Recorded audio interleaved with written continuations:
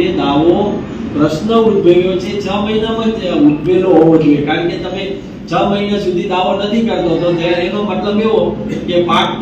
પાકની સીઝન કેટલી હોય, 2 મહિના હોય, 3 મહિના હોય, 4 મહિના હોય, બધું એરંડા હોય તો લાંબો સમય 7-8 મહિના હોય, બાકીના પાક તો 3 થી 4 મહિનામાં લેવાઈ જાય. એટલા માટે એમાં 6 મહિનાની સમય મર્યાદા આપી છે કે તમારે ખેતરે જવાનો રસ્તો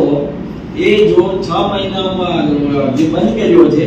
એનો દાવો તમારે 6 મહિનાની અંદર દાખલ કરી દેવો જોઈએ, નહીં તો દાવો ન ટકે. કારણ કે નુકસાન થઈ ગયું છે ખેતી કરવા જવા માટે, તમારું ગાડું હોય, ટ્રેક્ટર હોય કે બળદ હોય કે એ હળ લઈને તમારે જવું હોય તો એ ક્યાંથી જઈ શકો તમે? રસ્તો બ્લોક થઈ ગયો. હા, એટલા માટે કહે છે કે ભાઈ તમારે તાત્કાલિક વહેલી તકે આવી અને દાવા અરજી કરી દેવાની કે આજે આ લોકોએ અમારો ખેતરે જવાનો કે આ જાહેર રસ્તો છે એમાં અડચણ કરી છે, હવે અમારે કેવી રીતે જવું અને અમારો પાક બળી જશે ત્યાં, અથવા વાવેતર કરવાનું છે, લેટ થઈ જશું, સીઝન અમે લેટ પડીશું તો પાકનું ઉત્પાદન ઘટશે.